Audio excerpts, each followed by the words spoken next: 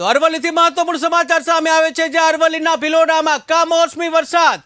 અરવલ્લીના ભિલોડામાં કમોસમી વરસાદ જોવા મળ્યો છે, જ્યાં ધીમી ધારે વરસાદની શરૂઆત થઈ.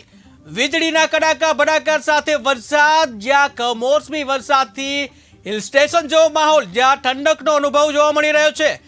ત્યારે હવામાન વિભાગ દ્વારા 2 દિવસ કમોસમી વરસાદની આગાહી કરવામાં આવી છે. ત્યારે મહત્વપૂર્ણ સમાચાર અરવલ્લીના ભિલોડાથી સામે આવી રહ્યા છે, જ્યાં અરવલ્લીના જે ભિલોડામાં કમોસમી વરસાદ, જ્યાં ધીમી ધારે વરસાદની શરૂઆત થઈ.